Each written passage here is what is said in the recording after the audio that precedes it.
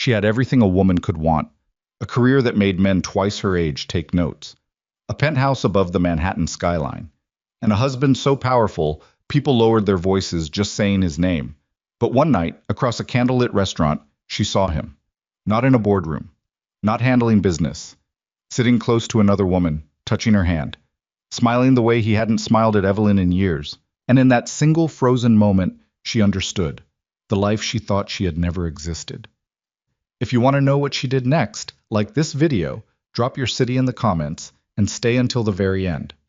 The night Evelyn Cross's life cracked open started the way most catastrophes do, quietly and without warning. It was a Thursday in late October, and the city had that particular chill that arrives like an argument you didn't start but can't walk away from. Manhattan at 8 in the evening smelled like exhaust and expensive food, and the particular kind of ambition that doesn't sleep. Evelyn had been in the industry long enough to stop noticing all of it. The noise, the pace, the way the city chewed people up and called it opportunity. She noticed it tonight, though. She noticed everything tonight, because for the first time in months, she felt something close to light. The campaign had closed. 14 months of work, 3 near disasters, 2 account executives who quit under pressure, and 1 pitch meeting where Evelyn had stood in front of a room of 12 skeptical men and made them believe, really believe, that she was the smartest person in the building. The Hartwell account. $40 million in projected billings. Her name attached to it like a signature on a masterpiece. She deserved this dinner. She'd earned it. The restaurant was called Aurelius. It occupied the ground floor of a limestone building in Midtown that had survived 3 different eras of Manhattan reinvention, and the inside looked like someone had taken old money and convinced it to stay out late. Warm, amber lighting, tables spaced far enough apart that conversation stayed private, a wine list that required a second page, the kind of place where the noise level was controlled, not by volume, but by the understanding that everyone inside had something to protect. Evelyn arrived first, and that was intentional. She liked to be seated before anyone else, to have a moment where she could feel the room settle around her. She wore a dress the color of deep burgundy, her dark hair pulled back at the base of her neck, small gold earrings catching the light. She looked exactly like what she was, a woman who had built herself from the ground up and hadn't apologized for any of it. Her 2 closest friends arrived within minutes of each other. Cassie Park, who handled litigation at a mid-sized firm downtown and had the uncanny ability to read a room the way other people read weather. All instinct, rarely wrong. And Priya Mehta, who ran the communications division at a tech nonprofit and laughed too loud and meant it every single time. They had known Evelyn since the years before any of them had business cards worth keeping. They ordered wine before the menus arrived, and Cassie raised her glass immediately. "To Evelyn Cross," she said, "who just made the rest of us look like we've been coasting." "You have been coasting," Priya said. "I have been pacing myself strategically." Evelyn laughed, and the sound surprised her. She hadn't heard herself laugh like that in a while. Not unguarded, not performed. She took a sip of wine and let herself sit inside the feeling for a moment. The work had paid off. The months of 18-hour days, the skipped weekends, the mornings she'd woken up at 4:30 and stared at the ceiling running numbers until her brain finally caught on.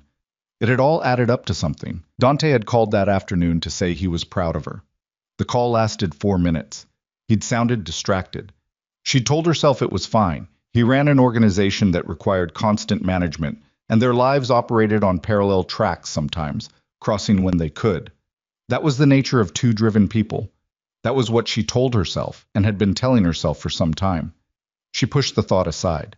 The conversation moved the way it always did with the 3 of them. Fast, overlapping, circling back to old stories that got funnier with repetition. Priya was in the middle of explaining why her building super was both the worst and most fascinating human she'd ever encountered when Evelyn's gaze drifted. Not intentionally. Just the way your eyes move in a crowded room when someone shifts in your periphery, when the light catches something at the edge of your vision and your attention turns before your brain can decide whether it wants to. She saw him. Dante was seated at a corner table near the far wall, half hidden by a low partition draped in dark fabric, but visible from where Evelyn sat if you knew the angles of the room. And she knew this room. She had suggested it for tonight specifically because Dante had mentioned once, months ago, that it was too quiet for his taste, too self-consciously subdued, and she'd filed that away the way she filed away everything, automatically, without thinking. I was not supposed to be here. He was supposed to be in a meeting. Something about a disagreement between two lieutenants that needed to be handled before it became a problem. He couldn't manage at arm's length.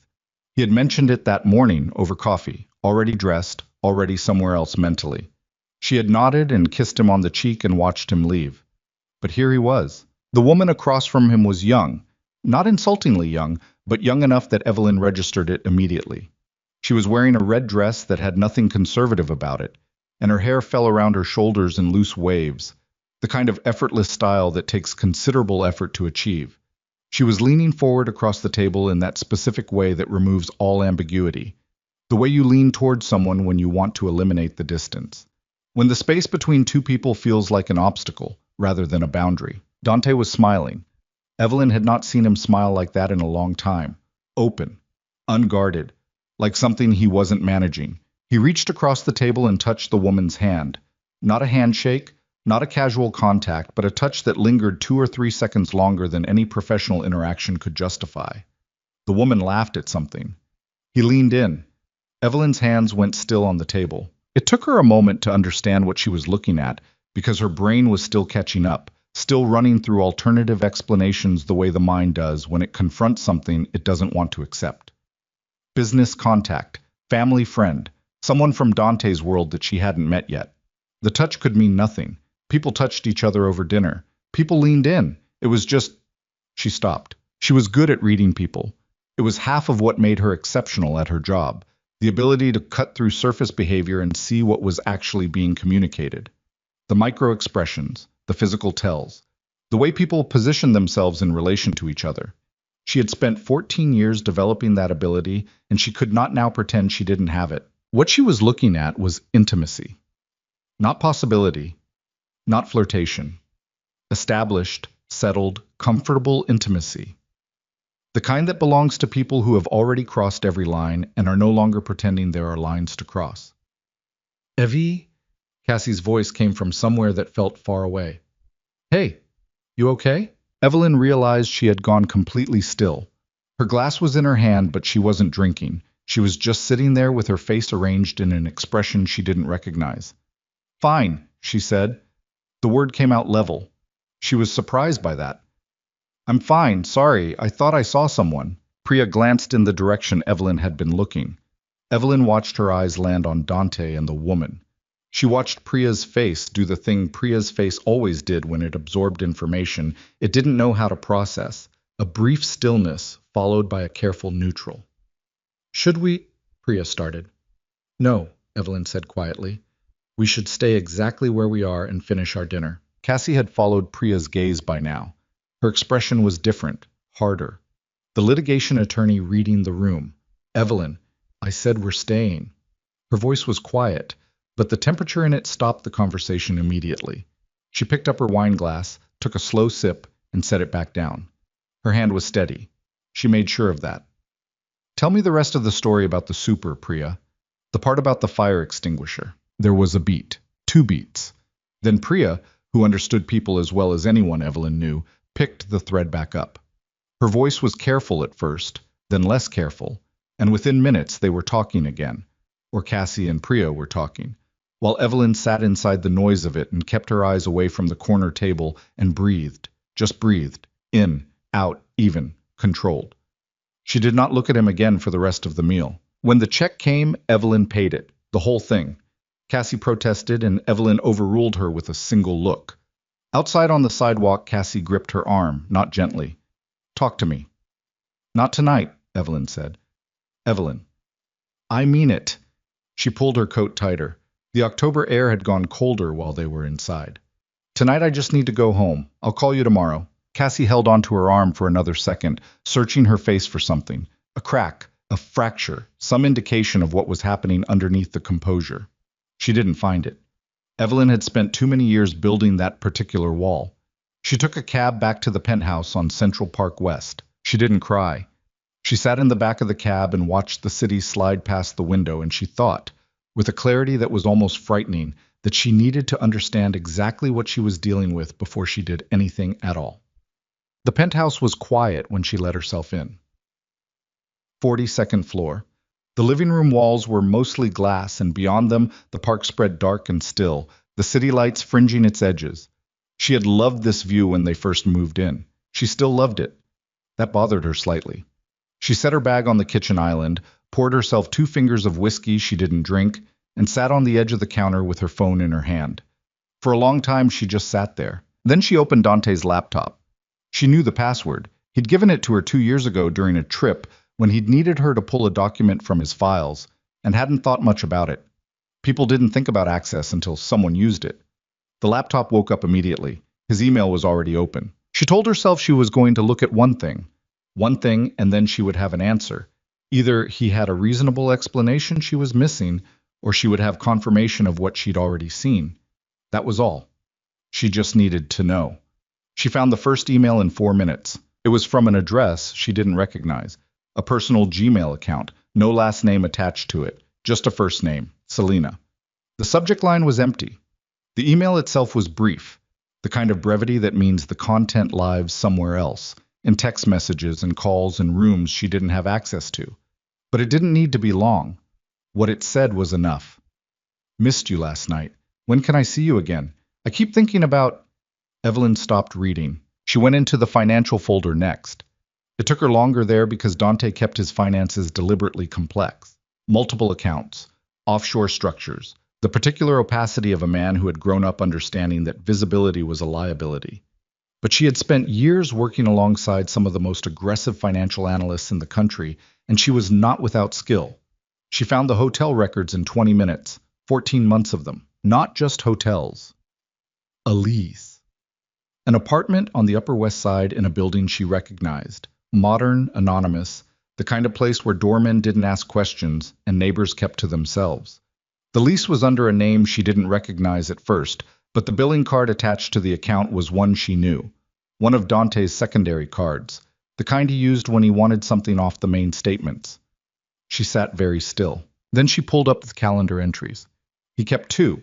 A shared one that she had access to, full of business obligations and social commitments, and the occasional notation about dinners they were supposed to attend together. And a second one, visible only from his laptop, that existed alongside the first like a shadow. She went through it systematically, date by date, entry by entry. An hour later she closed the laptop. The whiskey sat untouched on the kitchen island. She looked at it for a moment and then poured it down the drain. She didn't need something to dull her down right now. She needed to be sharp. She needed to stay inside the anger instead of around it, to let it be fuel instead of fire. She went to the bedroom and changed out of her burgundy dress. She hung it carefully. She was not going to ruin it. She had worn it to celebrate something real, and the dress had nothing to do with what happened after. She pulled on dark trousers and a gray sweater and went back to the living room to wait. Dante came home at 11:45. She heard his key in the lock, heard him push the door with the particular pressure that meant he'd had something to drink. Not drunk. Dante didn't get drunk.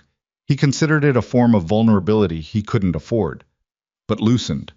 The way a man gets when the evening had gone well, and he hadn't thought yet about what was waiting on the other side of the door.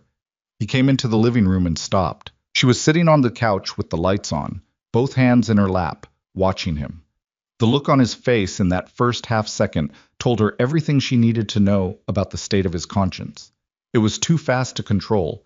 A flinch of something that might have been guilt, might have been fear, dressed up almost immediately in surprise and then careful neutrality. But she'd seen the half-second. She filed it away. "Hey," he said. "I thought you'd be asleep. I was waiting for you." He moved to the kitchen, set his keys on the counter. He was 51 years old and still carried himself like a man who hadn't fully accepted that anything in the world could touch him. 6 feet, dark hair going silver at the temples. The kind of physical stillness that powerful men develop over years of learning. That reaction is a form of weakness. He wore it well.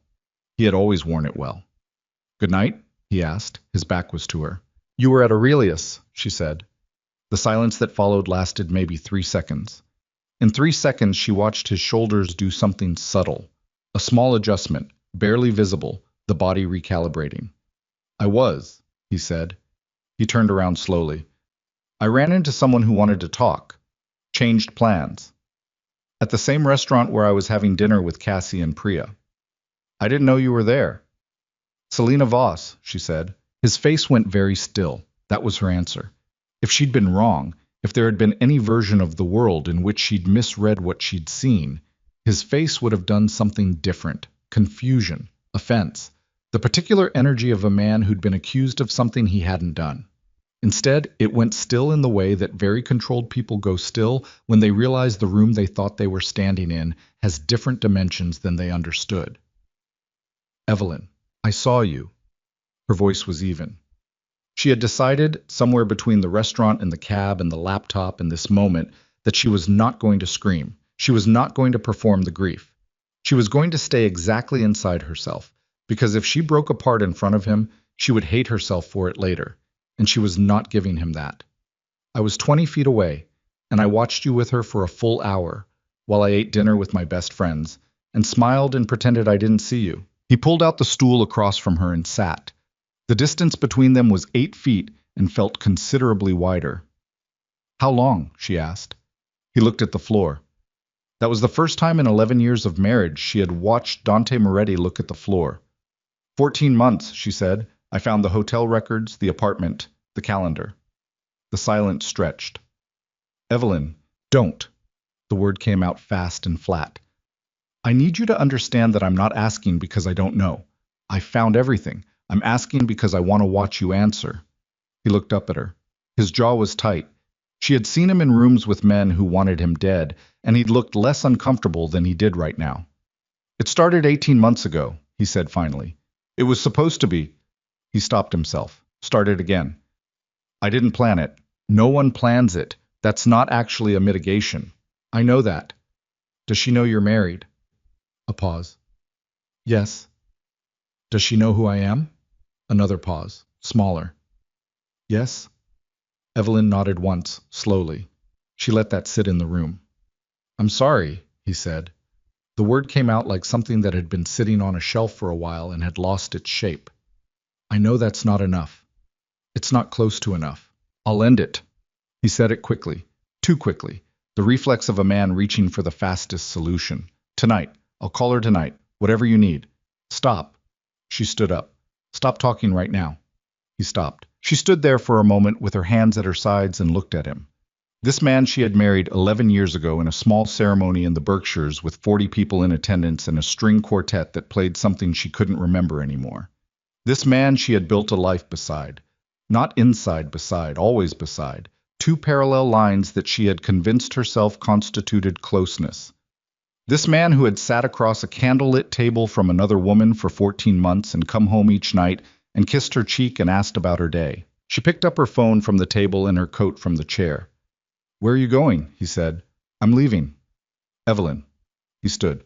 It's midnight. Come on, just sit down. Let's talk about this. I've talked enough tonight.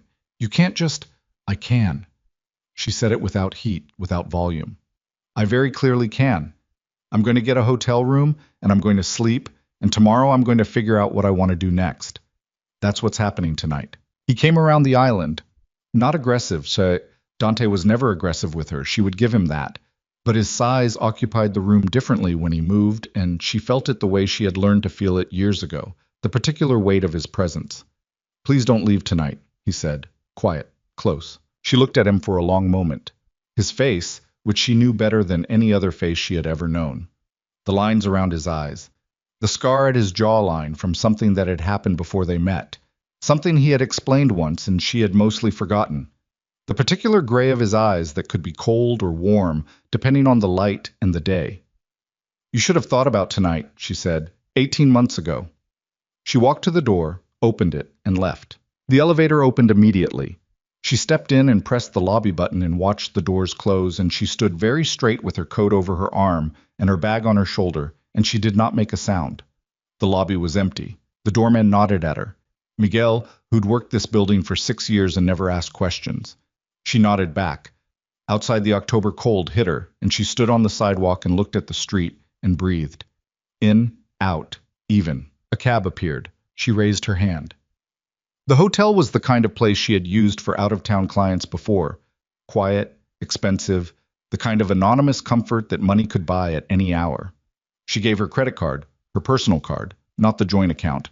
and took a room on the 20th floor and rode up in the elevator with a bellman who couldn't have been older than 22 and who asked no questions. The room was clean and beige and impersonal, and she sat on the edge of the bed for a long time without turning on more lights.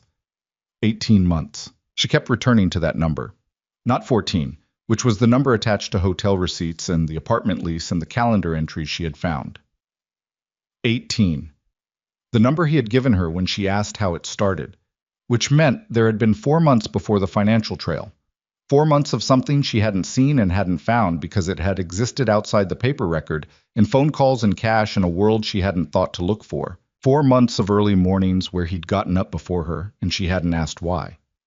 4 months of evenings where he came home late and she assumed it was business, and she had been right about that, in a specific technical sense that she could recognize now as the thing that made her angrier than anything else. She had believed him, not because she was naive.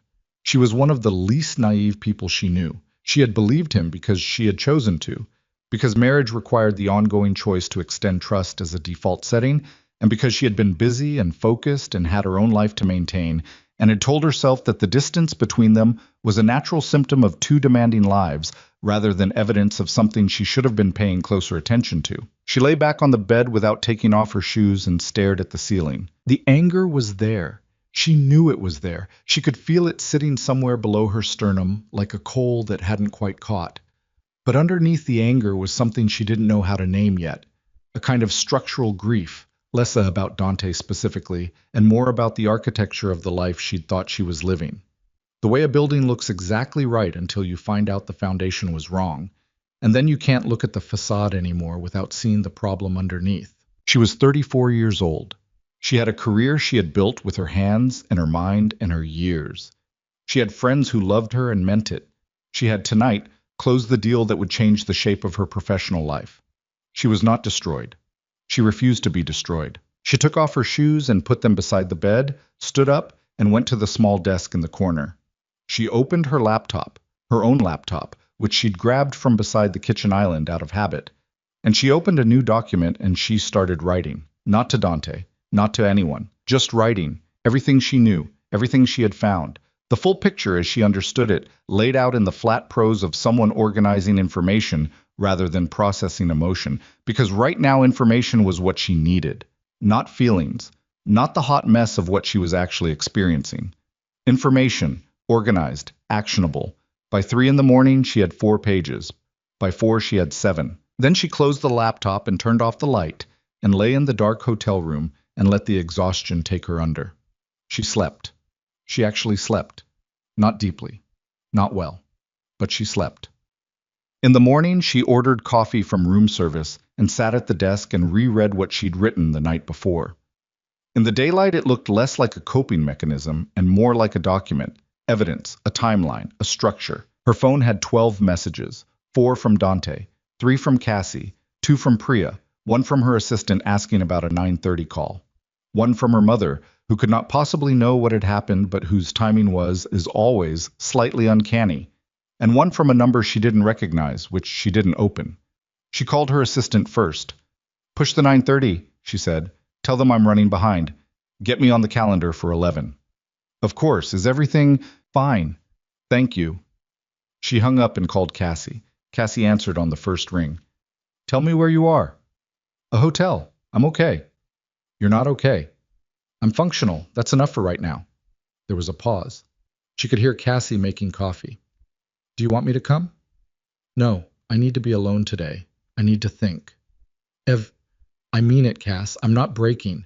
I just need space to figure out what I'm going to do." A longer pause. "What did he say?" "Enough." She took a sip of her coffee. 18 months. He said 18 months. The silence on the line was the specific silence of someone who cares about you and is trying not to say what they actually think because they know you need to get there yourself. "I'll call you tonight," Evelyn said. "I promise."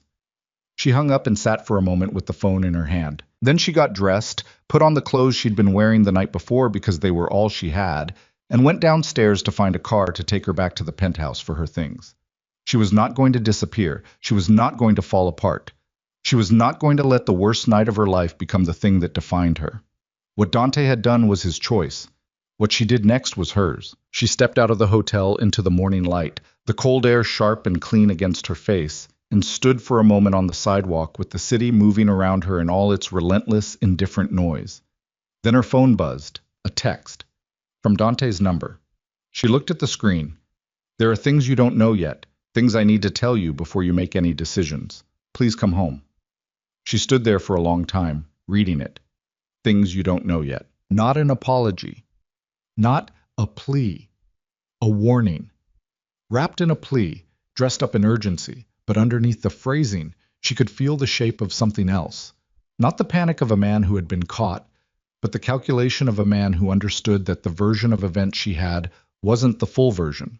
And the worst part was, she believed him. Whatever she thought she knew, standing here on this sidewalk with the coffee still warm in her hand, she had the nauseating, bone-deep certainty that she was still only looking at the part of the iceberg that was above the water. The text sat on her screen for 40 seconds while the city moved around her and she stood completely still on that sidewalk with the morning cold working through the fabric of yesterday's clothes.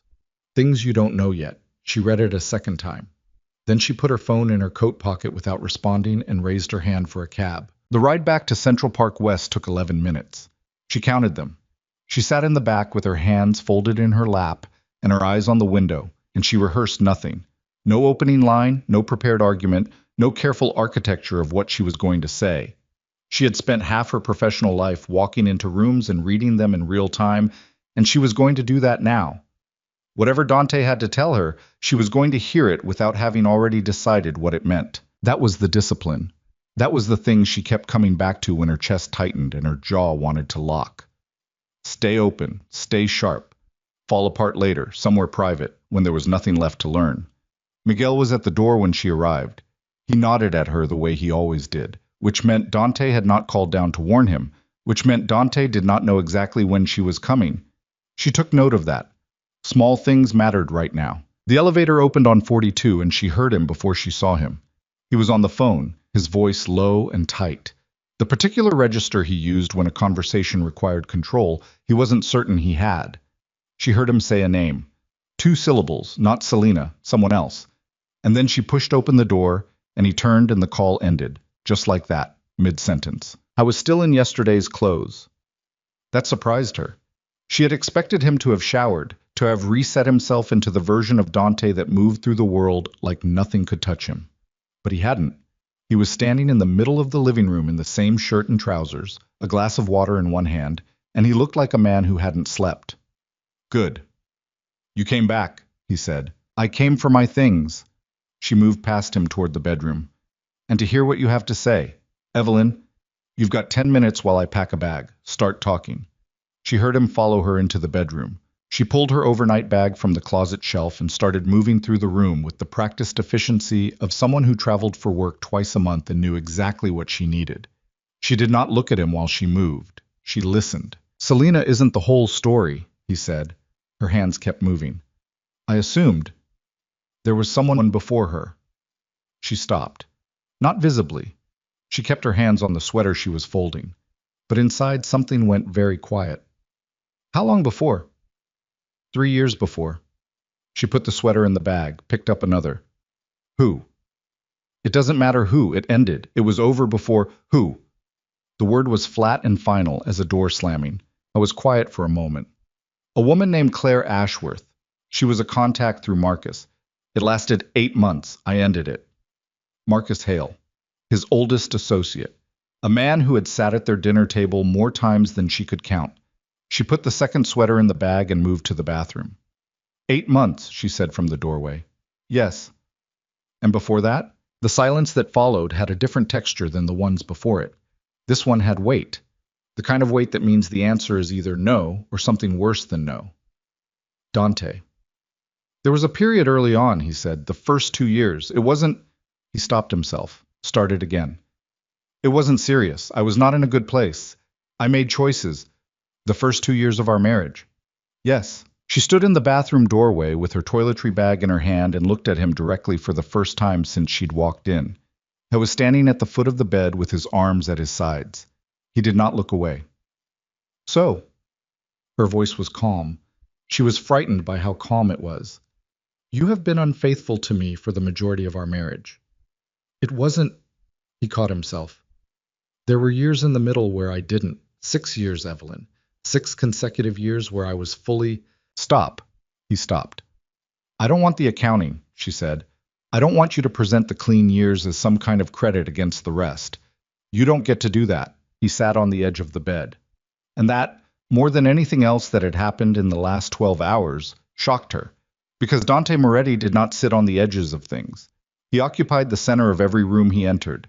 Seeing him perch on the corner of their bed, like a man who wasn't sure he had the right to be there, made something shift dangerously in her chest, and she turned back to the bathroom so he wouldn't see it. Why are you telling me this now? She said from behind the mirror. You could have let me believe it was just Selena. You could have, because you said you found everything. His voice came through the wall, quieter now. And I know what that means. You don't find everything and stop. You'll keep looking until the picture is complete.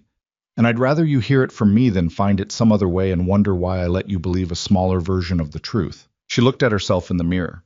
Her hair had half come loose from last night's arrangement. There were shadows under her eyes that foundation would not entirely fix. She looked like a woman who had slept 3 hours in a hotel room after the worst night of her life, which was precisely what she was. She looked at herself and thought, "You are not going to fall apart in this bathroom." She grabbed her things and came back into the bedroom and zipped the bag. Is there anything else? She said. There are people in my world who know about Selena. Some of them have known for months.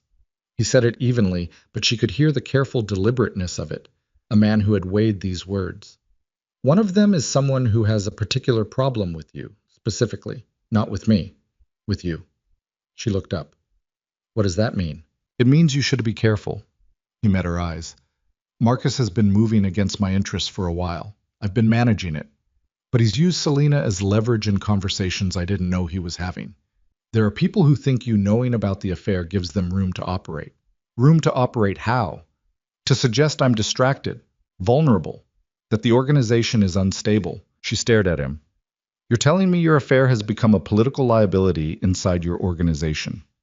I'm telling you that the moment you left this apartment last night, it became possible for certain people to assume things about what you know and what you might do with that knowledge. The particular cold that moved through her then was a different kind of cold than the one outside. It was the cold of a woman understanding that she had walked out of one situation and directly into the edge of another, and that the two situations were connected in ways she hadn't fully mapped yet. Are you threatening me? She said. No. Immediate. Hard. I am never going to threaten you. I am telling you that the world around us is not static, and that what happened between us last night has dimensions you're not aware of yet. She picked up her bag. I'm going to need you to be very clear about one thing. Tell me. Whatever is happening inside your organization, whatever Marcus is doing, whatever politics are moving around this, that is your problem, not mine. I am not a piece on your board. I know that. Then act like it. She moved toward the door. I'll be in touch about the practical arrangements. Don't call me until I call you first. She was at the bedroom door when he said her name. Not loudly, just her name, the way he used to say it when they first met, before the years had arranged themselves between them and turned it into something routine. She stopped. She didn't turn around. I didn't tell you those things because I wanted to hurt you more, he said. I told you because you deserve the truth more than you deserve a comfortable lie. I know that's too late. I know it doesn't. He stopped. I know. She stood in the doorway for 3 seconds. Then she walked out. Cassie's apartment was in the West Village, a third-floor walk-up that smelled like old books and fresh coffee, and had too many plants crammed onto every available surface.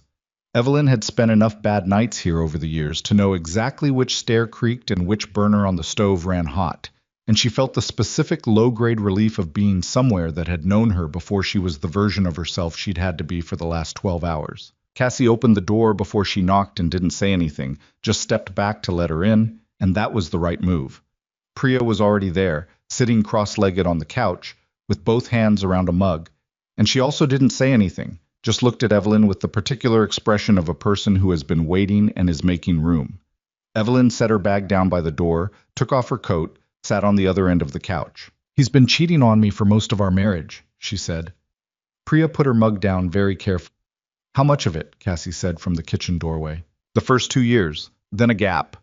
Then someone named Claire Ashworth, 8 months, about 4 years ago. Then Selena.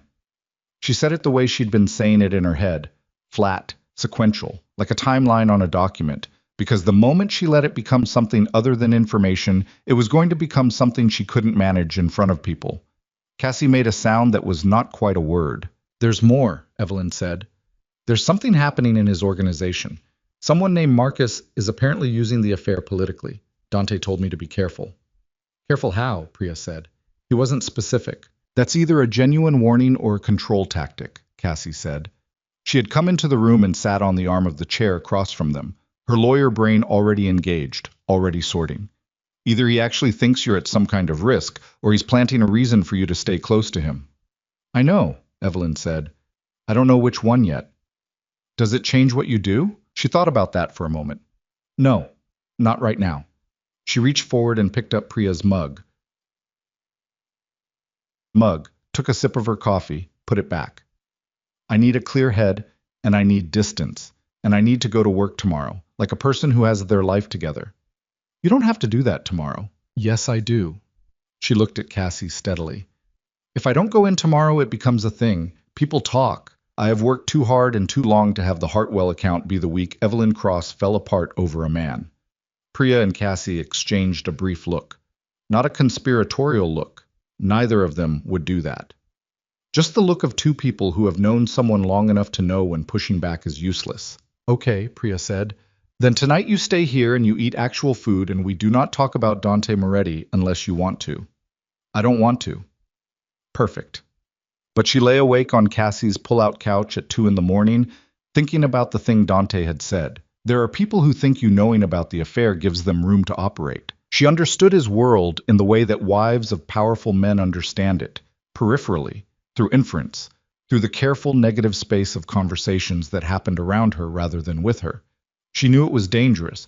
She had known that when she married him, had accepted it as the condition of a particular life, had told herself that the danger lived elsewhere and would not come through their door. But she had also spent 11 years being completely separate from it. Her career, her identity, her reputation. None of it touched his world. She had made sure of that deliberately. She was not a mob wife in the tabloid sense. She was a marketing executive who happened to be married to a man who moved in particular circles. And she had maintained that separation with an intensity that she recognized now had also been a form of not looking. If Marcus Hale was using her knowledge of the affair as a piece in some internal power play, it meant she was already in the middle of something she hadn't consented to enter. She stared at the ceiling of Cassie's living room and thought about the text. Things you don't know yet. She had assumed it meant other women. She had been right about that. But she was starting to suspect it meant other things too. She reached for her phone on the floor beside the couch. There was a voicemail from a number she didn't recognize. The same number that had called yesterday morning, before everything, which she'd ignored. She had ignored it because she'd assumed it was a sales call or a wrong number or something that could wait. She played it. The voice was female. Controlled, but not entirely. The kind of controlled that sounds like a woman who has been practicing the speech and is now discovering that the actual performance is harder than the rehearsal. Ms. Cross. My name is Selena Voss. I know you have no reason to hear me out, but there are things about your husband's business, not his personal life, his business, that you need to know before you make decisions about your next steps. I'm not asking for anything from you. I'm asking you to give me 20 minutes. Please call me back. Evelyn lay very still in the dark with the phone on her chest. Then she sat up and turned on the lamp. She played the message again. Then a third time, listening not to the words but to the voice behind them, the careful pacing, the deliberate emphasis on business, not personal life.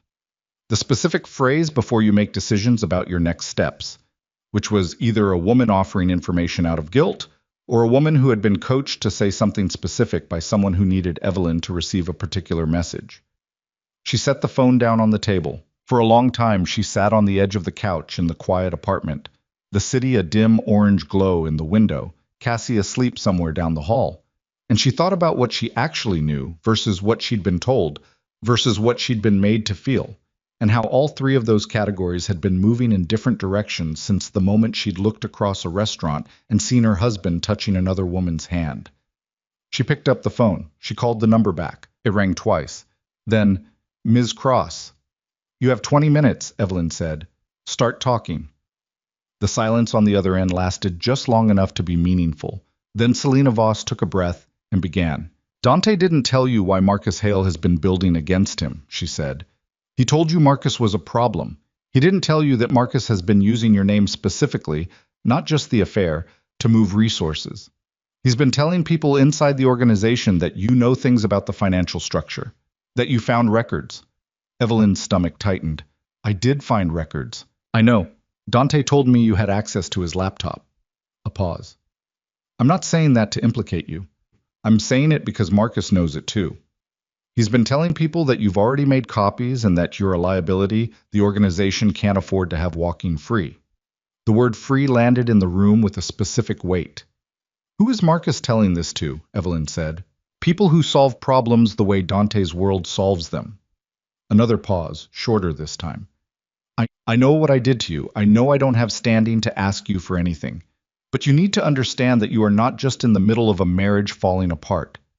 You are in the middle of a power transition, and someone is using your existence as a justification for something you haven't agreed to and cannot see coming. Evelyn sat in the dark with the phone pressed to her ear and the city's orange glow in the window, and felt the floor of the situation she thought she was in drop away beneath her and reveal the much deeper floor below it. Why are you telling me this? She said. Because if something happens to you, Selena said quietly, Dante will burn everything down, and I am not prepared to be standing next to it when he does. The call lasted another 12 minutes. When it ended, Evelyn sat without moving for a long time. Then she opened her laptop, went to her files, and started making copies. Not because Marcus Hale had said she already had them, but because now she did. She finished making copies at 4:17 in the morning, 7 files. Compressed, renamed, uploaded to a cloud account she had created 6 years ago for a client project and never used again. An account attached to an email address that had no connection to her name, her work, or anything traceable back to Evelyn Cross. She had not planned this. She had not sat down with a strategy. She had simply understood, somewhere in the 12 minutes of Selena Voss's voice in her ear, that the only leverage a woman in her position actually had was information. And that information was only leverage if it existed somewhere that couldn't be taken from her. She closed the laptop, set it on the table, sat back. The apartment was still. Cassie's plants threw strange shadows in the lamplight. Outside, a truck moved through the street below, and the sound of it faded and the quiet came back. Evelyn thought about Dante's face when she'd walked out. The way he'd looked sitting on the edge of the bed. Not broken, not performed, just tired in a way that suggested the tiredness had been there for a long time, and she simply hadn't been looking at the right angle to see it. She thought about what Selena had said. If something happens to you, Dante will burn everything down. Which meant Selena believed Dante still cared enough about her to be dangerous on her behalf. Which meant the affair, and whatever Dante felt about his wife, occupied 2 entirely separate chambers in his chest, and he had been living with both of them simultaneously for 18 months, without the walls between them ever fully breaking. That was the thing she kept returning to. Not the betrayal. She had processed the shape of the betrayal, and it was a shape she now understood completely. What she couldn't get comfortable with was the coexistence, the way a person could move through a life doing enormous damage to another person and still, in some functional sense, care about them. She didn't know what to do with that. It didn't fit any of the frameworks she had. She turned off the lamp and lay back down and did not sleep again. Check. At 7, she showered in Cassie's bathroom, borrowed a clean blouse that was slightly too wide in the shoulders, and was out the door by 7:40 with a coffee she'd made in the kitchen while Cassie watched her from the doorway with that particular look. You're going to work, Cassie said. It wasn't a question. I have an 11 o'clock. Evelyn. I know. She picked up her bag. I'll call you tonight. You said that last night. And I meant it then too. I just had other things happen in between. She paused at the door. Cassie, I need you to do something for me. Tell me. If you don't hear from me by 9 tonight, call my assistant and ask her to flag my calendar for the next 72 hours. Don't explain why. Just do it. Cassie stared at her. What does that mean? It means I want someone to notice if I go quiet. She said it as evenly as she could manage. It's probably nothing. I'm being careful. Evelyn, what happened on that phone call last night? Tonight, she said. I promise. Everything tonight. She left before Cassie could follow the sentence to its logical end. The office was on the 38th floor of a building in Midtown that had a lobby full of public art nobody looked at, and elevators that opened with a sound like a soft exhalation. Evelyn had worked here for 6 years. She knew every assistant by name and every conference room by its acoustics and which printer on the fourth floor jammed on Tuesdays. She walked through the glass doors and nodded at the front desk and moved through the open floor with her shoulders back and her pace steady and felt, for the first time since Thursday evening, like she was standing on ground she understood. Her assistant, Jean, was at her desk outside Evelyn's office and looked up with the particular alertness of a 26-year-old who had learned to read her boss's face the way a sailor reads weather. "You look like you haven't slept," Jean said. "Good morning to you too. Your 9:30 called to confirm. The Hartwell team sent flowers. They're on your desk. And a man called this morning asking for you by name, said it was personal, wouldn't leave a message." Evelyn stopped. "What time?" 7:15 before I got in. He left a voicemail on the main line. "Send it to my phone." "Already done." Jin hesitated. "Are you okay?" "Pull up the Hartwell file and get me a coffee. That's what I need right now." She went into her office and closed the door. The flowers were on the corner of her desk, white orchids in a low arrangement, a card from the Hartwell account team with 3 lines of congratulations that she read once and set aside. She stood at the window for a moment with the city below her and the particular way October light came through glass at this hour, flat and honest, not flattering anything. She played the voicemail. The voice was male, older, the kind of voice that had learned to be unhurried because unhurried suggested control. "Ms. Cross, my name is not something I'll leave on a recording, but I think you know who I am based on conversations you've recently had. I'd like to meet with you at your convenience. I have information that affects you directly and that you'll want before you take your next steps. I'll be in touch." She played it twice more. She did not know the voice. But the phrasing, based on conversations you've recently had, before you take your next steps, mirrored Selena's language closely enough to make her stomach move. Someone had told Marcus Hale that Selena had called her, which meant either Selena's phone was monitored, or Selena had told someone, or the call last night had not been what Evelyn thought it was. She sat down at her desk and looked at the orchids and thought carefully. Selena had called her, had offered information, had framed it as a warning, had used specific language about Dante burning things down. Language designed to communicate that Evelyn had value as a protective asset, that her safety was something Dante would respond to, that framing could be genuine, or it could be the opening move in something else entirely, a way to make Evelyn feel exposed, make her act in a specific direction, make her do something that could then be used as evidence of her involvement in whatever Marcus was claiming she knew. She opened her drawer and took out a legal pad. Old habit. She thought better by hand when the problem was structural rather than creative. She drew a line down the middle of the page. Left side, what she actually knew. Right side, what she'd been told by people with interests she didn't fully understand. She was halfway through the left side when Jin knocked and opened the door. "Sorry, there's someone in the lobby asking for you. He doesn't have an appointment. He told the front desk his name is Marcus Hale and that you're expecting him." The pen went still on the paper. She had never met Marcus Hale in person. She had heard his name at Dante's table, had seen him once at a distance at a function 3 years ago. Large man, late 60s, the kind of physical presence that suggested he had once been dangerous in a direct way and had since learned to be dangerous in subtler ones. She had filed him away in the category of Dante's world that she maintained careful distance from. He was standing in her lobby. She put the pen down. "Tell him I'll be down in 5 minutes, she said. Jin blinked. "Should I? 5 minutes, thank you." She took the 5 minutes to do 3 things. She forwarded the voicemail from the main line to Cassie's email with a single line of text. "If I don't call by noon today, play this for someone who can help." She took a photo of the legal pad and sent it to the same cloud account where she'd stored the files. And she went to the small mirror behind her office door and looked at herself and said nothing, just looked, until the person looking back was not a woman who had slept 3 hours in 2 days, but the version of herself that walked into rooms full of skeptical people and made them believe things. Then she went downstairs. Marcus Hale was not what she'd assembled from the distance. He was shorter than she remembered, and he had the kind of face that had settled into a permanent expression of mild pleasantness that she recognized immediately as a professional mask.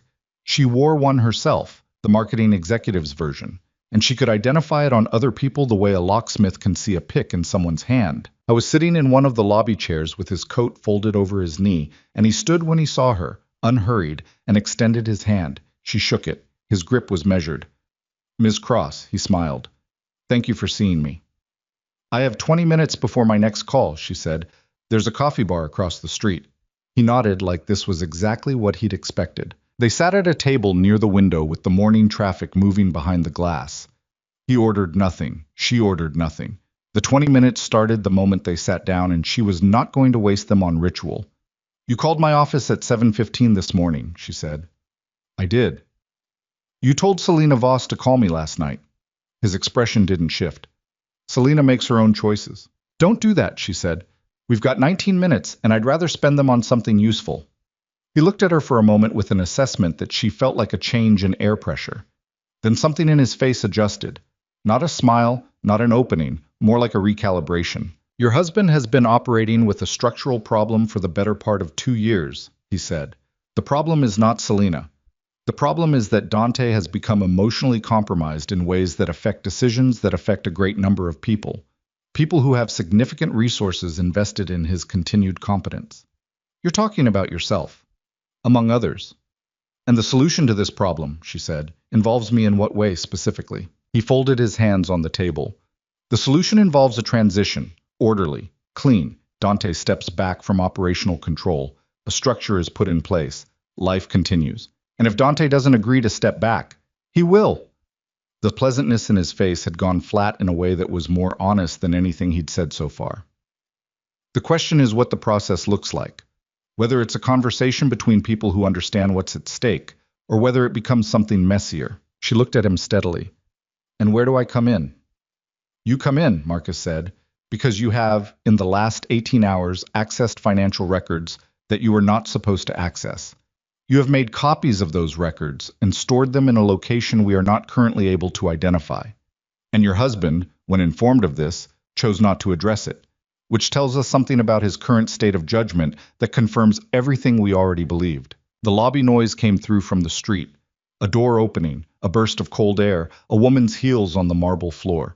Evelyn sat inside all of it and kept her face arranged in thought. He knows about the copies, which means he is either monitoring Dante's laptop or he has someone in a position close enough to Dante to have learned about last night's conversation. Either way, the perimeter of what she thought was her private action was smaller than she understood. "You want the files," she said.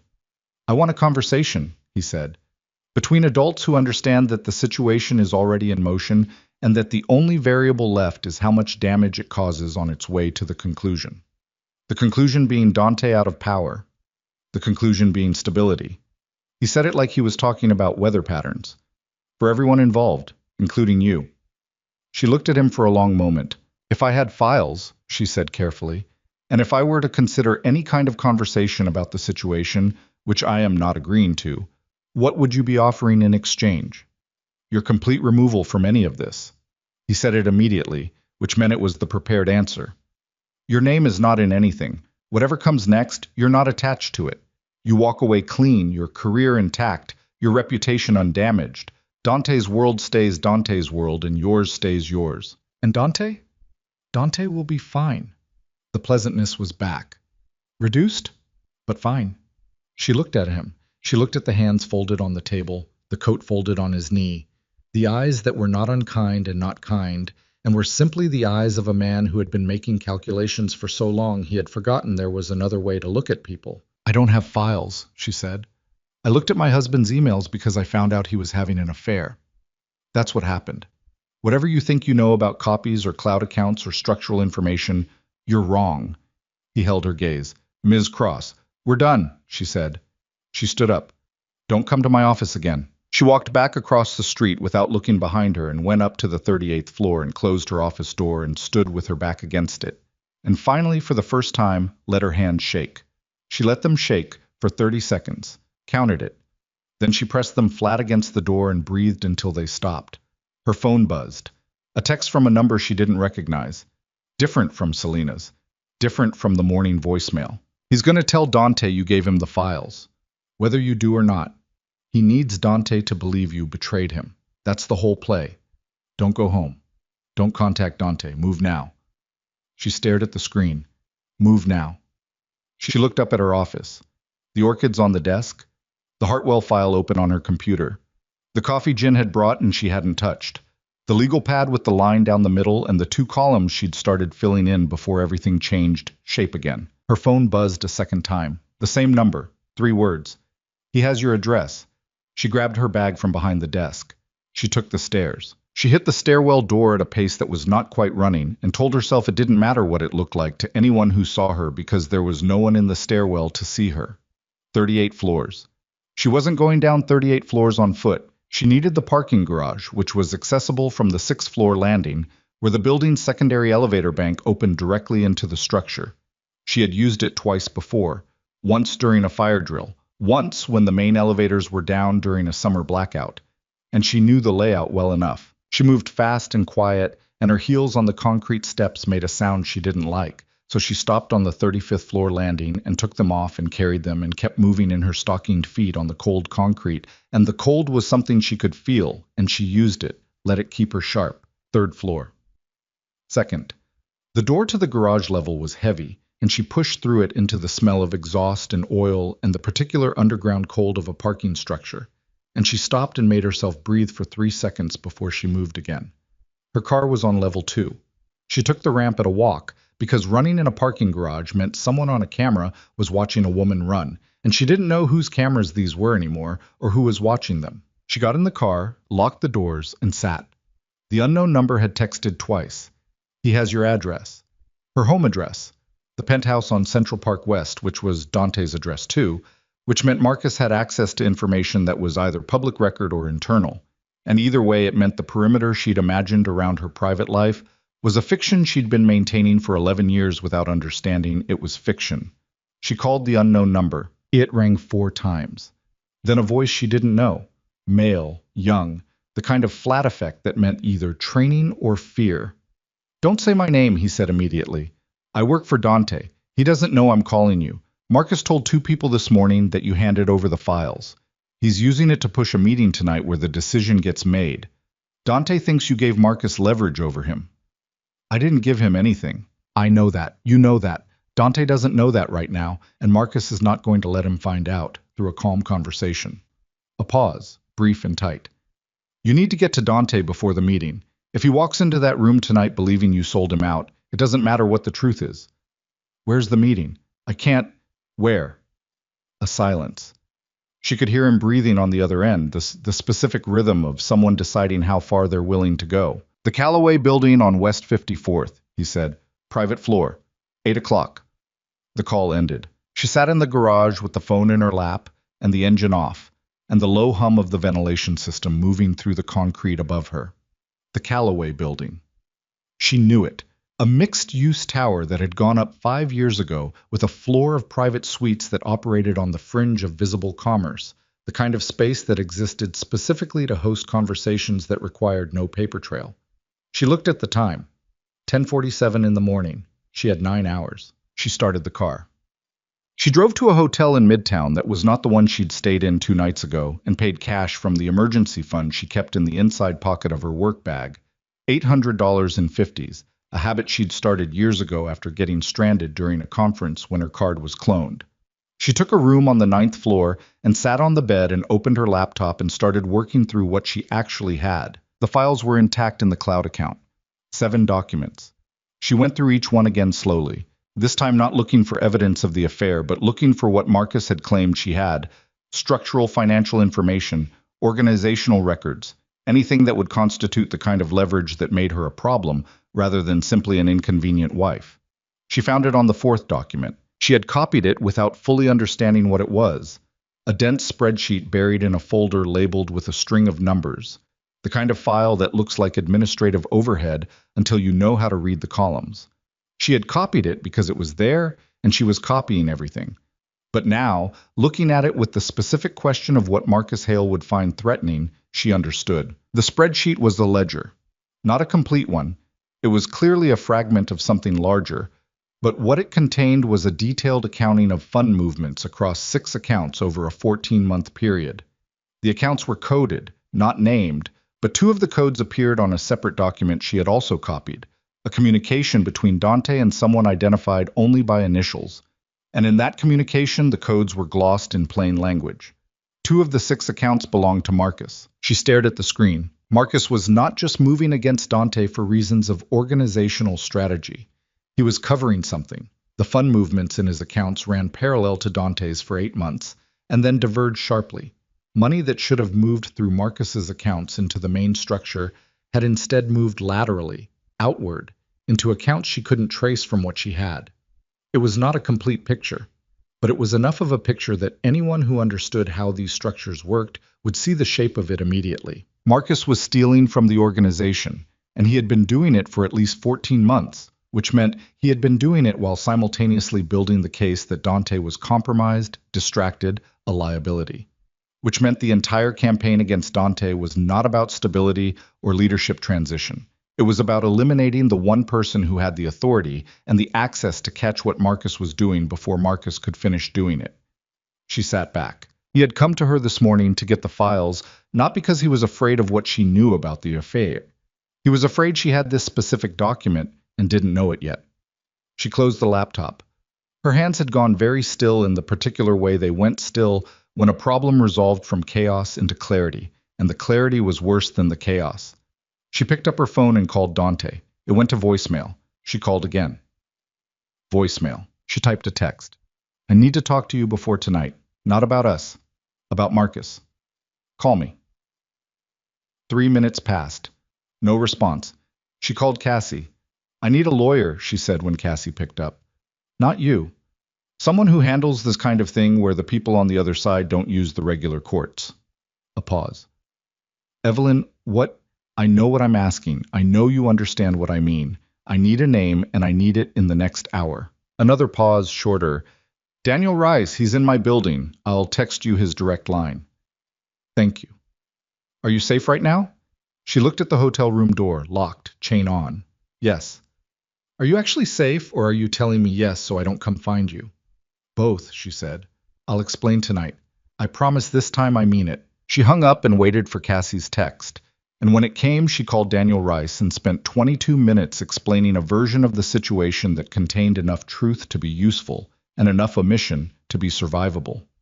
Rice listened without interrupting, which was the sign of either a very good lawyer or a very experienced one, and in her experience, those were usually the same person. Send me the document, he said when she finished. If I send it to you, what happens to it? It becomes protected under attorney-client privilege, and I become the person Marcus Hale has to go through if he wants to make a claim about its existence or its origins. And if something happens to me before tonight, a beat, then I use it in whatever way protects your interests most effectively. She sent him the file. At 4 in the afternoon, she changed into the spare clothes she kept in her car for overnights. Dark jeans, a black sweater, flat boots, and drove to a parking structure 3 blocks from the Callaway building and sat in the car and watched the entrance. She was not going to the 8 o'clock meeting. She was not going to walk into a room full of people who had already decided what the night's outcome was going to be and try to change it from the inside. What she was going to do was find Dante before he walked into that room. At 5:40, she saw one of Dante's cars. A black sedan she recognized from the plates. One of 3 he rotated through depending on the week. Pull into the underground entrance of the Callaway building. Early. Much earlier than 8. Which meant Dante was either meeting with someone before the main event, or he had been told something that changed the timing.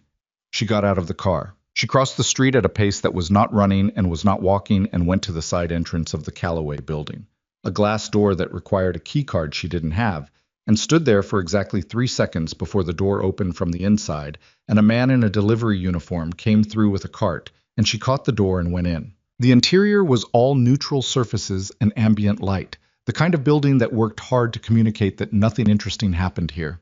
She found the elevator bank and hit the button for the top floor and stood in the elevator with her hands in her pockets and her eyes on the door and her heart at a rate she noted and filed away. The elevator opened on a corridor of closed doors.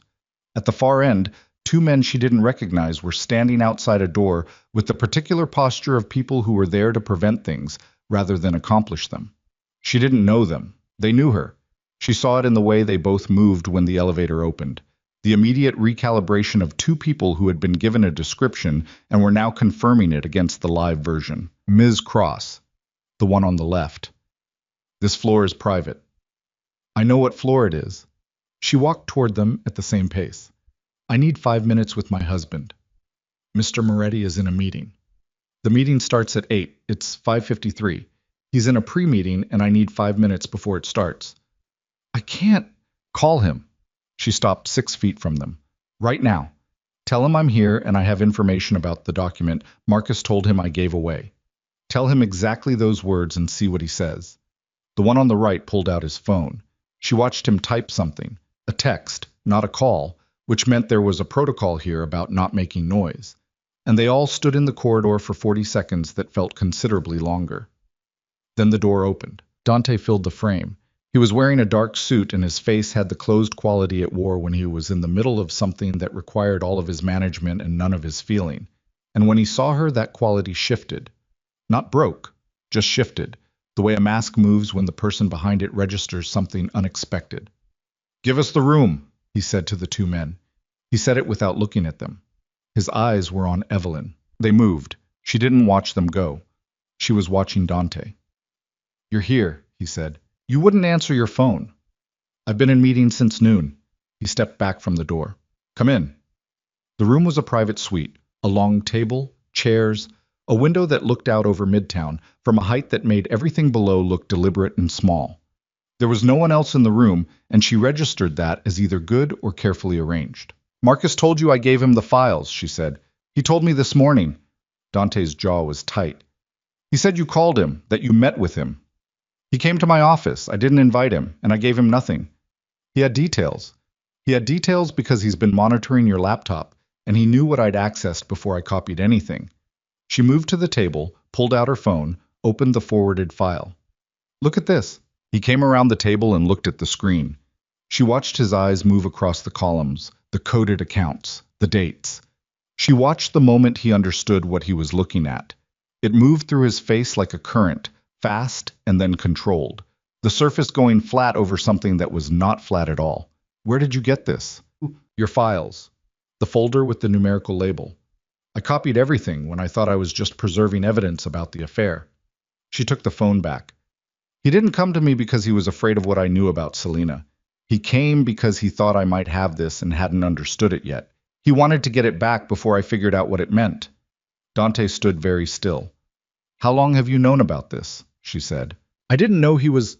He stopped, pressed 2 fingers to the bridge of his nose. I knew he was moving against me. I didn't have the financial piece confirmed. You have it confirmed now? Yes. And the meeting tonight? He looked at her. Is his meeting, not mine. He called it, he set the terms, he told me to be here. He said it with a flatness that she recognized as controlled fury rather than calm.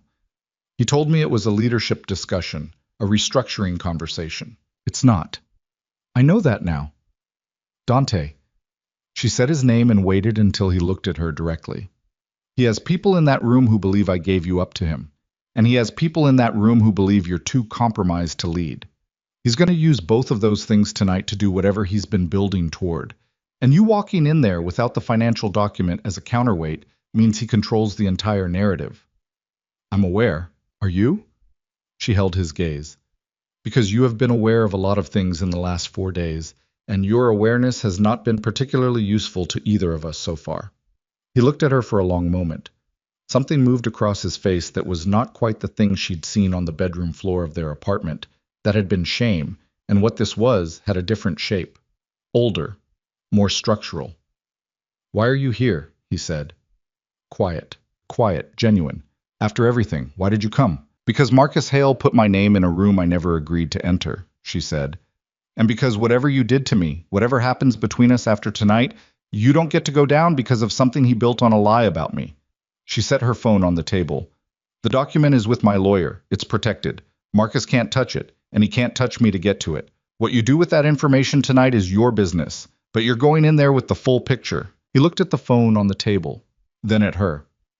Evelyn. The door opened. Marcus Hale walked in. He wasn't alone. 2 men behind him, and behind them a man she didn't know. 50s, silver-haired, The particular physical authority of someone for whom other people had been moving out of the way for 30 years. She didn't know his name. She knew his type. Marcus took in the room, took in Evelyn, and she watched something move across his pleasantly masked face that was, for the first time since she'd met him, not pleasantly masked at all. "This is unexpected," he said. "Sit down, Marcus," Dante said. "Dante, I don't think I said sit down." The temperature in the room changed. Marcus sat. The two men behind him stayed standing. The silver-haired man moved to the side and did not sit, which told her something about his function in the room and what he had come here expecting to do. Evelyn stood at the far end of the table with her phone in front of her, and she did not move and she did not look away from Marcus Hale's face, and she breathed, slow and even, and waited for the room to decide what it was going to be. Marcus looked at her, then at Dante. "She doesn't belong here," he said. "That's interesting," Dante said, "because she's the reason you're not walking out of this room the way you planned to." The room held its breath. Marcus Hale sat at the head of the long table with his coat still folded across his knee like he'd walked in for a routine conversation, and for 3 full seconds nobody moved, and the only sound was the ambient hum of the building's ventilation and the distant, indifferent noise of the city 40 floors below. Then Marcus looked at the phone on the table in front of Evelyn, and something shifted in his face. Not fear exactly, but the specific recalibration of a man who had walked into a room expecting to control it, and was now running the math on how badly he'd miscalculated. "Whatever she told you," Marcus said to Dante, keeping his voice level, "you need to consider the source." "The source is a spreadsheet with your account codes on it," Dante said. He hadn't moved from where he was standing. He had the particular stillness he used in rooms where he needed everyone to understand that the energy was coming from him. "Column 4, 14 months. You want to walk me through the numbers, or should I start?" The silver-haired man at the side of the room shifted his weight. Evelyn caught it. Marcus caught it too.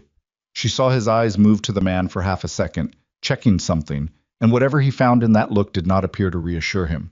"This isn't the time for—" "Marcus," Dante's voice dropped a register, just slightly. "Enough." "Stop." Marcus stopped. The two men who had come in behind him were standing near the door, and they were very still in the way that suggested they were waiting for a signal that had not come yet, and were not certain it was going to. Evelyn looked at them once, and then looked back at Marcus, because Marcus was the room right now. Marcus was the thing to watch. "You built a case," Dante said. He moved to the table slowly, pulled out a chair, sat. Not at the head, at the side, midway down, which put him equidistant from Marcus and from Evelyn and from the door, which she understood was intentional.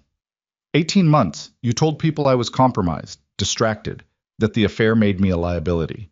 You used my wife's name, her name specifically, to make people believe she'd accessed financial records and was preparing to use them against the organization. That's not an inaccurate— She didn't know what she had. The words came out flat and final. She copied files during a personal crisis, and she didn't know what was in them. You did, which means you spent the last 48 hours trying to get those files back. Not because you were protecting the organization. He leaned forward slightly. Because you were protecting yourself. The silver-haired man said quietly from his position near the window. "Marcus." It was one word, just a name. But the way it landed in the room made Evelyn understand that the silver-haired man had not come here tonight as Marcus's support. He had come here as something else entirely. An auditor. A check. Someone sent by people further up the structure who had been watching this situation develop and had decided tonight was the night it got resolved. Marcus understood it in the same moment she did. She watched him understand it, watched the pleasant mask come down fully for the first time. Not because he'd chosen to remove it, but because the muscles holding it in place had simply stopped working. What was underneath was not what she'd expected. Not rage, not defiance. Just a man who was tired and had been running a very long game and had come to the end of it in a room he'd called himself. "How long have you known?" Marcus said to Dante. Not the silver-haired man. Dante. "About the accounts?" 3 weeks. "About the rest of it?" "Longer." Dante's hands were flat on the table. "I wanted to see how far you'd go." A silence. "You used her," Marcus said. And there was something in the way he said it, not accusatory, almost wondering, that made Evelyn's stomach tighten. "You let me make moves against her specifically because you knew I'd overplay my hand." "I didn't let you do anything," Dante said. I underestimated how far you'd go. That's different. Is it? Yes. For the first time, something moved in Dante's face that wasn't strategy. Yes, it is. Marcus looked at Evelyn then, directly, for the first time since he'd walked in. She held it, did not look away, did not shift, just let him look, and looked back. You're more dangerous than he told me you were, Marcus said. I'm exactly as dangerous as I needed to be, she said. You made me necessary. That's on you. He nodded once, slowly, like a man accepting a point in an argument that no longer mattered. The silver-haired man moved away from the window. We'll need the room, he said to no one in particular, and everyone simultaneously. Evelyn picked up her phone from the table. Dante looked at her. You should go. She looked back at him. The room, the table, the two standing men by the door, the silver-haired man moving toward Marcus with the quiet inevitability of something that had already been decided at a level none of them in this room had full visibility into. She looked at all of it, and then she looked at Dante and she thought about everything she could say and understood that none of it belonged in this room tonight. I know, she said. She walked to the door. One of the two men stepped aside. She went through and the door closed behind her, and she stood in the corridor for a moment, with the ambient hum of the building around her and her phone in her hand, and the knowledge that whatever happened in that room next was no longer her concern and had never been meant to be. She took the elevator down alone. Outside, the October cold had sharpened into the kind of night that made the city feel honest. No softness in it, no performance, just the raw temperature of a place that didn't adjust itself for anyone's comfort. She stood on the sidewalk outside the Callaway building and called Cassie. It's done, she said when Cassie answered. A pause. Are you okay? She thought about the question. Ran it through whatever inventory was still functioning at the end of this particular day. I'm standing up, she said. That's what I've got right now. That's enough. Cassie's voice was steady and warm and specific in the way it always was when she wasn't lawyering and was just being the person who had known Evelyn since the years before any of this. Come here. I made food, real food, not delivery.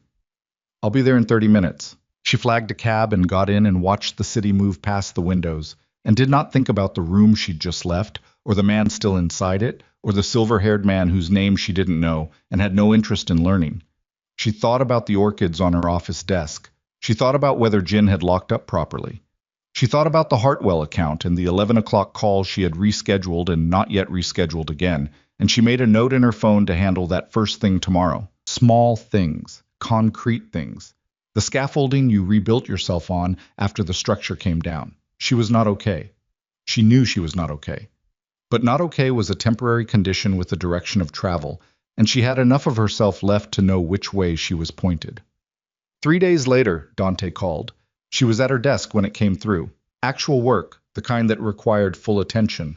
A deck for a new client pitch that Jin had been managing in her absence and that needed her eyes on it before the week was out. She looked at his name on the screen for a moment, and then she answered. Marcus is handled, he said. No preamble. The organization is stable. Your name has been removed from every conversation it was ever part of.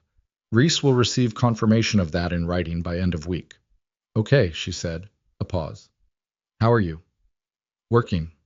That's not what I asked. She set down the pen she'd been holding. I know what you asked. Outside her window, the city was doing what it always did. Moving, indifferent, relentless, not waiting for anyone to finish having the worst week of their life before requiring them to participate again. I'm handling it, Dante. That's all I have for you right now. That's fair.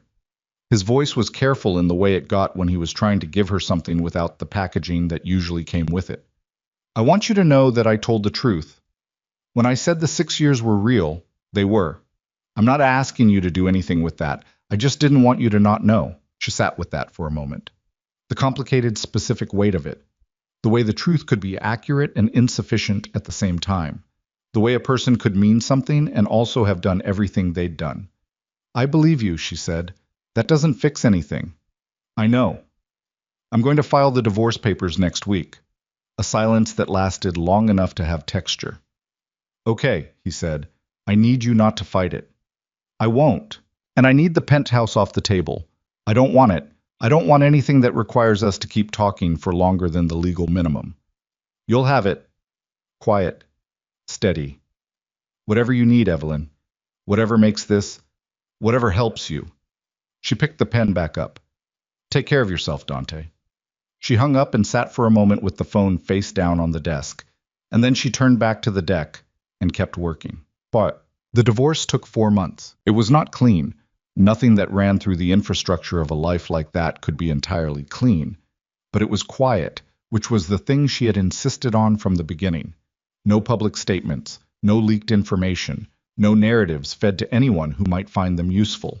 Her lawyer and his lawyer exchanged documents in offices that were not her office and were not his, and she signed what needed signing and initialed what needed initialing. And by the end of February, Evelyn Cross was legally, functionally, and in every practical sense her own. She kept her name. She had made that decision early and had not revisited it. The name was hers. She had built it into something before Dante, and she was going to continue building it forward, and she was not going to start from scratch on a technicality. The Hartwell account had landed the week after the night at the Callaway building, the formal contract executed without incident, and the campaign had gone into production by December. By January it was running, and by February the metrics were doing what she'd told the clients they would do. She had been right about the work. She was always right about the work.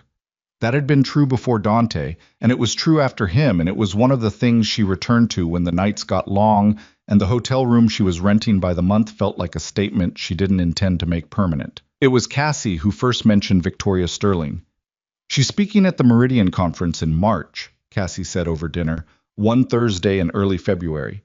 The two of them at a small Italian place in the West Village that had bad lighting and exceptional pasta and no connection to anything that had happened in the last 4 months. She asked for you specifically. Her assistant called Gin. Evelyn looked up from her food. Victoria Sterling asked for me. Apparently she read the Hartwell case study that ran in the trade press. She wants to talk. Victoria Sterling was one of those names that people in her industry said with a particular gravity. A woman who had built 3 separate companies from the ground up over 30 years, sold 2 of them at numbers that still got cited in business school curricula, and was currently running a consultancy that operated more like a think tank than a firm. She did not take meetings with people she hadn't asked to meet. That was known. Tell Gin to confirm, Evelyn said. The Meridian Conference was in a hotel ballroom in Midtown on a Tuesday in March when the city had finally started to believe winter was actually over. Victoria Sterling was 62 years old and looked like a woman who had decided at some point that she didn't have time to be anything other than exactly what she was. Sharp-faced, white-haired, possessed of the specific energy of someone for whom attention was a tool rather than a reward. She shook Evelyn's hand and looked at her directly and said, I heard you had a difficult fall. I had an instructive fall, Evelyn said. Victoria Sterling smiled. It was a small smile, the kind that meant something. Sit down. Tell me what you want to build next. They talked for 2 hours. The conference continued around them, and neither of them paid it any attention. What Victoria offered was not a job and was not a partnership in the conventional sense. It was proximity, access to her network, her methodology, 20 minutes a week of direct conversation for 6 months, while Evelyn worked on the thing Victoria had identified in the Hartwell case study. An instinct for positioning that went beyond marketing into something structural, something that could be applied not just to brands but to organizations, to people, to the architecture of how a company understood and presented its own identity. You've been doing half a job, Victoria said, near the end of the 2 hours. Not because you're not capable of the full one, because you haven't been in a position that required the full one. I'm listening, Evelyn said.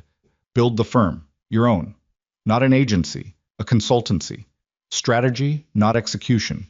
You're not a production house, you're a mind. Start pricing yourself like one. Evelyn drove home that night, to the rental, which she had by then accepted was where she lived and not where she was temporarily staying, and sat at the kitchen table with a legal pad and wrote for 3 hours. Not the 2-column document of crisis management, something different, a structure, a shape, the beginning of something that had no history in it, only forward. She named it Cross Strategic Group. By the time summer came, she had 3 clients. By October, exactly 1 year from the night at Aurelius, she had 7, a small office in a building in Chelsea that had good light and a front desk staffed by a 24-year-old named Theo who reminded her of Gin without being Gin, and a reputation that had started to move through the specific channels where reputations of that kind moved, quietly, by reference, from one person to the next, accumulating weight without announcement. She had also, over the course of those months, been introduced twice to Roman Volkov. The first time was at a function in June, a charity event of the type she attended twice a year because Victoria had made clear that her network required maintenance and maintenance required showing up. Roman Volkov was there as a guest of someone she didn't know well, and they spoke for 12 minutes near the bar about a documentary series they had both apparently watched independently, and she thought, driving home, that he was someone whose mind worked in a way she found interesting and whose interest in her had been genuine rather than performed. The second time was at a dinner in August that Victoria hosted at her apartment on the Upper East Side. Eight people, the kind of evening that looked casual and was not. Roman was seated across from her, and they talked for the better part of 3 hours, and she found, somewhere in the middle of it, that she was not managing the conversation. She was just in it, present, not calculating anything, not protecting anything, just talking to a person who was talking back. He called her the following week. She took the call. They had dinner the week after that. She did not tell herself it was simple, or that she was ready, or that the year she'd had not left marks. It had left marks. She could feel them on most days, the specific way she now read the space between what people said and what they meant. The instinct she had developed for exits. The particular care she took with her own privacy that had not existed before Marcus Hale had said, "He has your address," and the floor had dropped. But marks were not wounds. Wounds closed. Marks were just the record of the thing that happened, proof that it was real, that she had been through it and had not been reduced by it. Roman understood that distinction without her explaining it. He was a man who had his own marks from his own history and carried them the same way. Not displayed, not hidden, just present. It was one of the things she trusted about him earliest. He did not pretend his life had been uncomplicated any more than she pretended hers had. In late October, a year and 4 days after the night at Aurelius, Roman took her to dinner. He had asked where she wanted to go, and she had said, Aurelius, and she had watched him process that for a brief moment, the single beat of a man recalibrating. And then he had said fine, and booked it, and said nothing else about it. She wore the burgundy dress. She had kept it hanging in the back of her closet for a year, and she had taken it out that evening and put it on, and looked at herself in the mirror for a long time. The dress was the same. She was not. The difference was not visible from the outside. She looked, if anything, more settled than she had a year ago. The particular quality of a person who has found their footing after a long period of not having it. But the inside of it was entirely different. The woman who had worn this dress a year ago had walked into Aurelius carrying 11 years of a life she thought she understood. The woman wearing it now was walking in carrying a year of a life she had built from nothing, with no one's permission, under conditions she would not have chosen and would not give back. They were seated at a table near the center of the room, not the corner where she had sat with Cassie and Priya, not the corner where Dante had sat with Selena. The center, under the amber light, visible from every angle. She picked up the menu and looked at it and thought, I am sitting in this room in this dress, and I am fine. Not performing fine, actually functionally, genuinely fine in the way that means the thing that happened here no longer has jurisdiction over my body when I walk in the door. Roman ordered wine and the sommelier went through the presentation, and he looked at her across the table with the specific attention she had come to understand was simply how he looked at things, fully, without the social habit of looking partially and reserving part of yourself. You okay? He said. Yes. She set the menu down. Actually, yes. He nodded once, accepting it. I want to tell you something, she said. Tell me. A year ago, I sat 20 feet from where we're sitting and watched my marriage end without saying a word to anyone about it. I went back to the table and I smiled and I finished my dinner and I held it together until I got outside. And at the time, I thought that was strength because it looked like strength from the outside. She turned the wine glass on the tablecloth once. I understand now that it was also a habit I'd developed because I'd been in a situation where holding it together was the only option available to me. And that's different from actual strength. Roman was quiet, listening. Actual strength, she said, is what happened in the year after that. The things I found out. The choices I made. The morning I walked into a room with Marcus Hale and didn't break and didn't give him anything and walked out. The day I called Daniel Rice and sent him a file and trusted that it would matter. She looked at the table for a moment and then back at him. The day I signed the divorce papers and felt, not relief exactly, Not grief either, just clarity. Like a room after all the furniture has been moved out, and you can finally see the actual dimensions of the space. Roman said nothing for a moment. Then, what were the dimensions? She thought about it. Bigger than I thought, she said, and all mine. He raised his glass, not ceremoniously, just the simple gesture of a person who wanted to mark a moment without making it into a speech. She raised hers. They drank. Dinner lasted 3 hours. They talked about his work, which operated in a world adjacent to Dante's but ran by different principles. Roman was a man who believed in structure and consequence, and the specific discipline of keeping your word in situations where breaking it would cost you nothing immediate.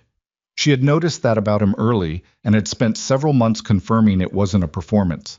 It wasn't. They walked after dinner, south through Midtown toward Chelsea, the October cold around them and the city doing its indifferent, relentless thing on all sides. She had on a coat over the burgundy dress and flat shoes she'd changed into in the restaurant's coat room, and she walked beside him without holding on to anything and felt the particular quality of that, the not holding on as a state of choice rather than a state of loss. At the corner of 53rd, he stopped and she stopped with him. "I want to tell you something," he said. He said it the same way she had said it, which she noticed. "Tell me." "I've been in this city 20 years. I've known a lot of people, and I've respected a lot of people, and I've trusted maybe 4 of them." He said it the way he said most things, without inflation, at the actual size of the statement. "You're going to be the 5th. I want you to know that's not a small thing for me." She looked at him in the October dark with the city noise around them and thought about all the things she could say to that, and chose the one that was most true. "I know," she said. "That's why I'm still standing here." He nodded. They kept walking. What? The Cross Strategic Group's first anniversary came in November. She marked it quietly. A dinner with Cassie and Priya at the Italian place in the West Village, the one with bad lighting and good pasta, which had become the place they returned to for things that mattered. Priya gave a toast that was embarrassing and funny in equal measure. Cassie gave a toast that was short and true and made Evelyn's eyes do something she handled by picking up her glass quickly. She did not think about Dante that night. She thought about him the next morning, briefly, not with grief, not with anger, just with the neutral acknowledgement of someone who had occupied a large portion of your history and now occupied a much smaller portion of your present. He had, through his lawyer, kept every commitment he'd made that night in the hotel corridor. The divorce had been clean. Her name had stayed clean. She had heard through peripheral channels that he was running his organization differently now, more carefully, with less ego in the structure, the lessons of what Marcus had nearly accomplished apparently having landed. She did not know whether he was happy. She did not need to know. What she knew was her own list. The office in Chelsea with the good light. The 7 clients who called her because she was the person who could see the thing they couldn't see about themselves. The 6 months of Tuesday mornings with Victoria Sterling, which had ended in September with Victoria saying, "Without ceremony, you don't need these anymore," which was the highest compliment she'd received in her professional life. Roman, who was not a replacement for anything and not a rescue from anything, and was simply a person she had chosen who had chosen her back, on terms they'd built together from nothing. And the burgundy dress, hanging in her closet in the apartment she had signed a proper lease on in September. Not a rental by the month, not temporary, not a statement of transition, but an actual home with her name on the door and furniture she had chosen, and a window that looked out over a courtyard full of trees that were just now losing their leaves in the November cold. She thought sometimes about the woman who had sat in the back of a cab a year ago, watching the city slide past and making herself breathe. In, out, even, controlled. She thought about what she would tell that woman if she could. Not much.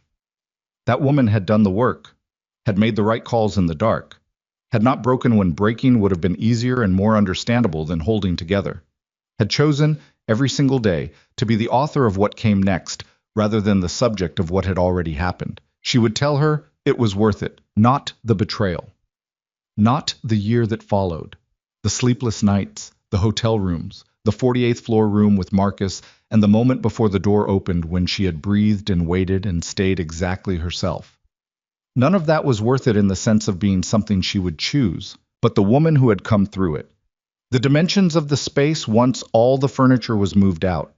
The life that turned out to be larger and more specifically hers than the one she'd been living inside. That was worth every single thing it had cost. She raised a glass in her own kitchen on a November evening with the city going dark outside her window and the trees in the courtyard holding their last few leaves, and the life she had built sitting around her quietly in all its imperfect, hard-won, fully owned shape. And she drank.